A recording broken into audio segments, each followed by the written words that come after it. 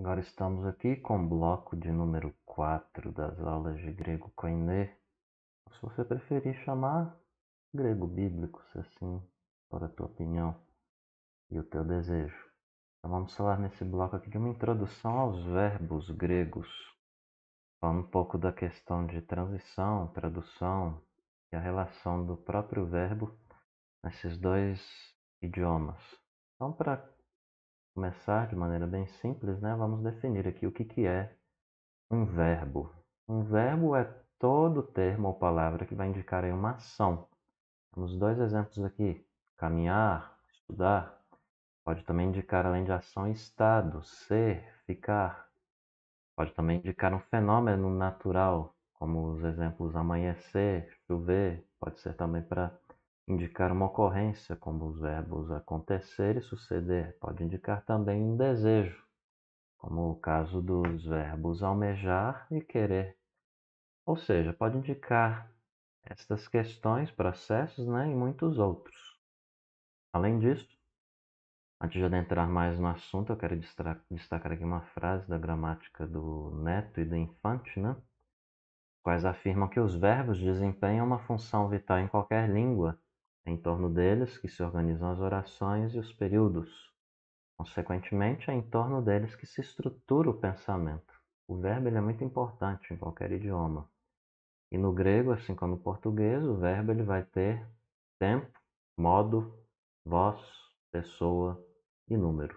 Mas fique calmo, não se exaspere, não fique desanimado ou preocupado. A gente vai explicar essas coisas aqui, espero eu, de um jeito mais simples possível. Então, quando nós falamos de tempo verbal, especificamente do grego, nós devemos ter a nossa atenção aqui para as diferenças que existem entre o tempo verbal no grego e o seu par em português. Em português, o tempo verbal ele é usado principalmente para expressar o momento em que uma ação é praticada. Geralmente aí nós colocamos como passado, presente ou futuro. E não é assim no grego, onde essa ideia aí que eu há pouco mencionei, ela quase não está presente no tempo verbal grego. A não ser aí no modo indicativo, onde é percebida essa ideia aí, e de um jeito que não é nem primário, mas secundário. E além disso, a função principal do verbo grego é expressar o aspecto, ou seja, o que é o aspecto? A qualidade, o estado, o tipo de ação. E aqui nós precisamos abrir parênteses e depois fechar, obviamente. Algumas gramáticas mais antigas aí que falam, em vez do aspecto verbal, falam aí do termo Aktionsart. Não sei como se pronuncia isso. É um termo alemão que faz referência à espécie da ação. Eu li de maneira portuguesa mesmo meio misturada com outros idiomas, mas atualmente entende-se por action ou actionsar a espécie da ação que o verbo expressa por meio do seu significado lexical. Então essa palavra aí alemã, ela depende do verbo, essa ideia, enquanto o aspecto depende do tempo verbal. Então, o verbo buscar, por exemplo, pelo seu próprio significado de dicionário, léxico, ele transmite a ideia de uma série de procedimentos de busca com o objetivo de achar alguma coisa. Então, a actionsar, expressa por esse verbo, é uma espécie de ação durativa. Por outro lado, o verbo achar, ele transmite a ideia de uma ação instantânea, por conta de certa coisa ser encontrada em um certo momento. Então, a actionsar, expressa pelo verbo achar, é uma espécie de ação pontilear, ou que alguns colocam aí como pontilinear, Então, o tempo verbal no grego, voltando e deixando um pouco essa questão mais aprofundada de lado, o tempo verbal grego, ele indica se uma ação ela está em andamento, se está em progresso, se está desenvolvendo ou se já foi concluída, acabada, Também pode expressar aí, ou transmitir, melhor dizendo, a ideia de um estado que é resultado de alguma ação acabada antes. Então, com tudo isso, o aspecto verbal informa sobre como o narrador ele subjetivamente enxerga a ação. Abrindo aqui parênteses mais uma vez, não localiza a ação no tempo, indica o momento em que ela é feita. Então, fechou parênteses, vamos voltar aqui. O tempo verbal no grego ele não expressa em primeiro lugar, né, o quando da ação, mas sim o como da ação.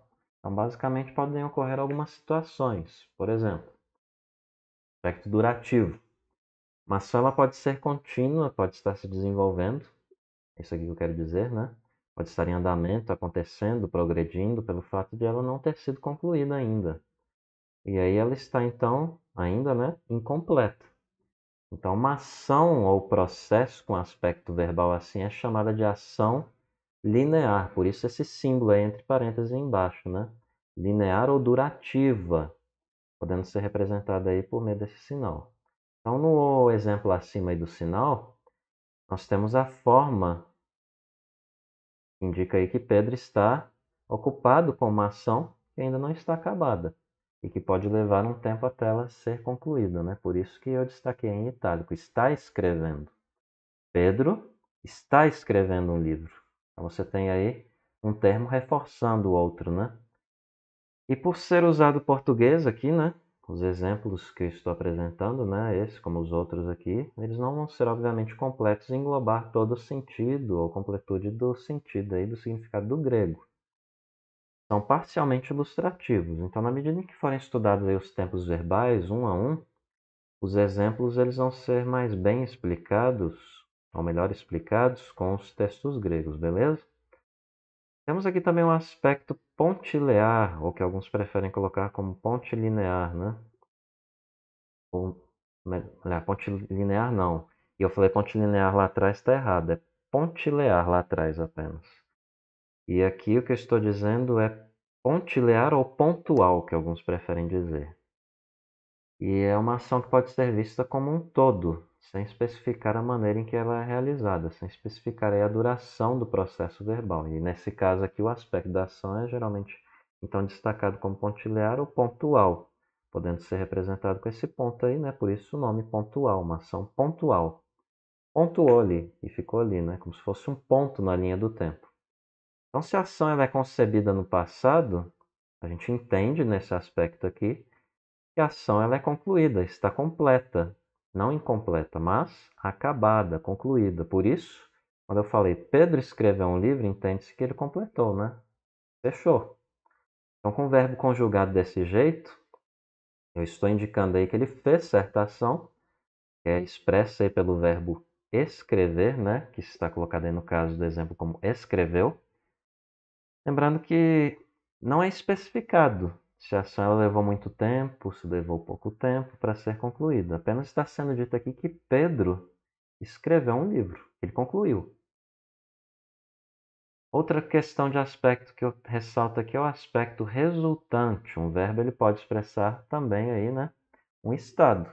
E geralmente será um estado alcançado como resultado de uma ação verbal que veio antes dele aí, né? Então fala-se nesses casos aí de um aspecto resultante. Foi feito algo lá atrás e chegou a um resultado, né? E então graficamente eu exemplifico isso aí com esse símbolo aí, né? De um traço horizontal e antes dele aí um ponto, né? Onde o ponto simboliza a ação acabada e o traço simboliza aí o estado resultante, né? Então os detalhes adicionados aí dessa ideia, eles vão ser apresentados aí em outras lições que vamos ver mais à frente, onde eu vou explicar aí os tempos verbais que expressam esse significado, né? E o exemplo aqui é este aqui, ó. No livro de Pedro está escrito que... Tan, tan, tan. Então, o verbo escrever aí, né? A maneira como ele está conjugado, está escrito, é em itálico, né? O está escrito indica que em algum momento alguma coisa foi escrita e que agora está registrada e pode ser lida por todos. Então, o pontual foi feito e pode estar disponível, né? Então, nesses exemplos aí, ou similares, o verbo usado é o mesmo. Só muda o tempo verbal. Você prestou atenção aí, né? E por meio do uso dos diferentes tempos verbais é possível expressar diferentes aspectos do processo verbal. E junto com o tempo que mudou, mudou também o quê? O tipo de ação, qualidade ou estado da ação.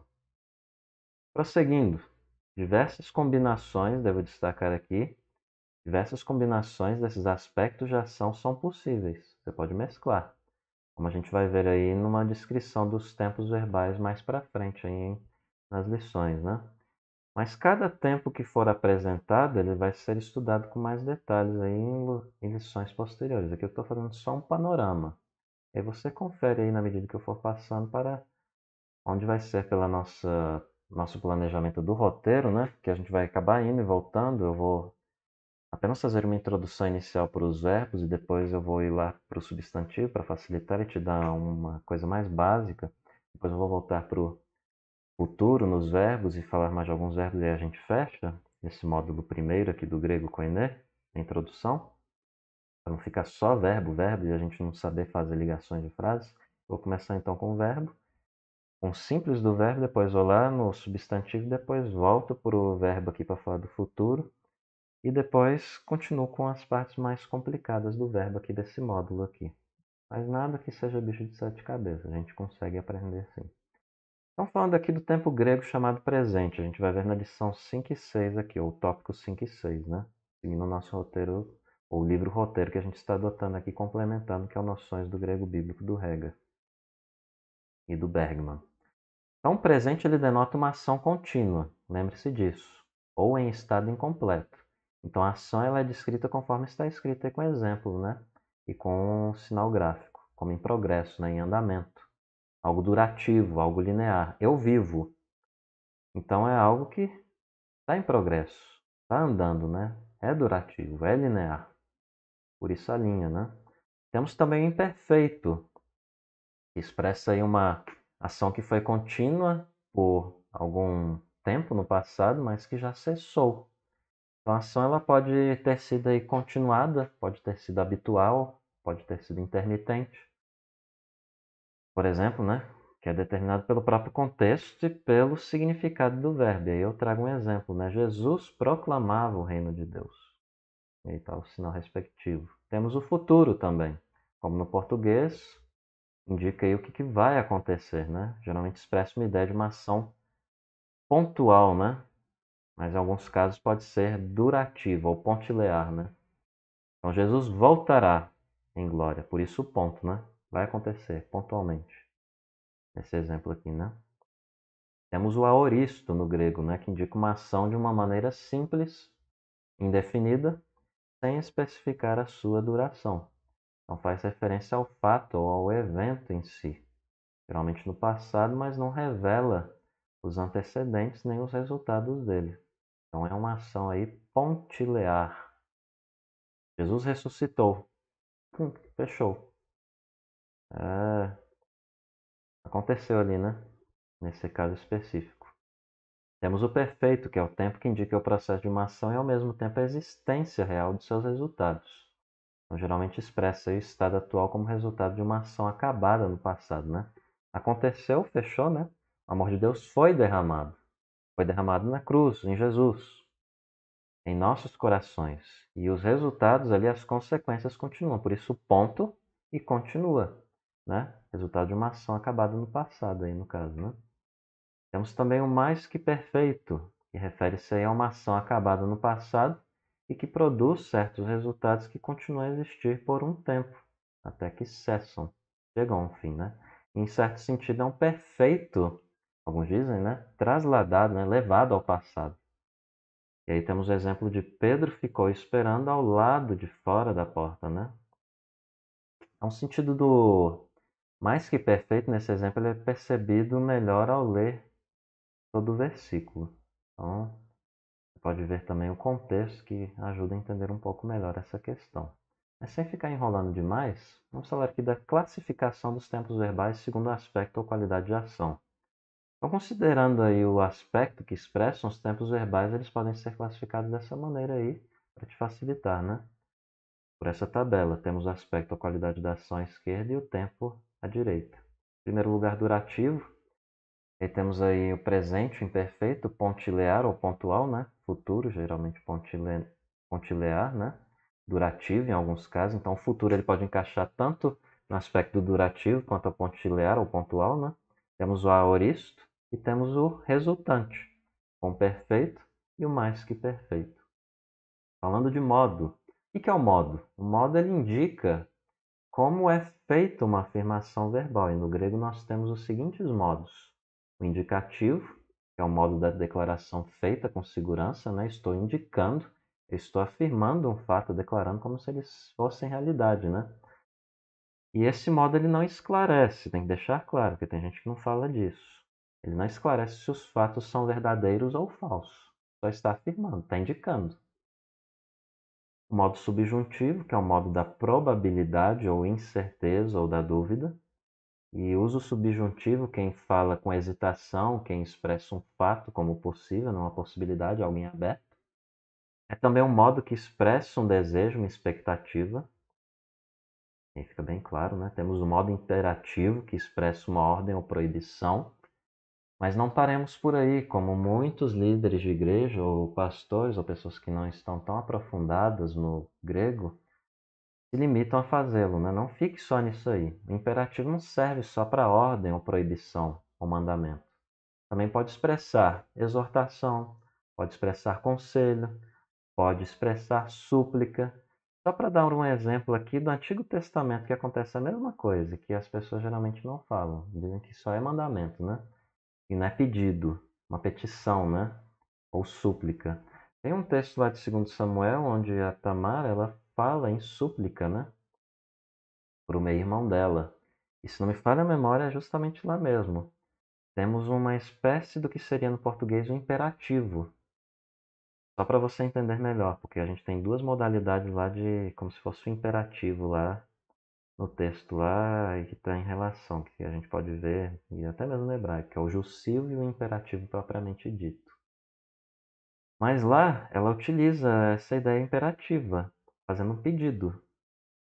E a ideia do pedido até mesmo direcionada a reis, a gente vê isso, a pessoa falando assim, faça assim, ó rei. Mas na verdade não está mandando o rei fazer, ele está fazendo um pedido. Mas a questão do modo ali é colocada em imperativo. Então o imperativo nem sempre indica ordem ou proibição ou mandamento, beleza? Mas geralmente para decorar e para lembrar as pessoas só ensinam isso e só fica por isso, né? Mas não é só isso. Indica a intenção de quem fala, a gente tem que declarar isso também, né?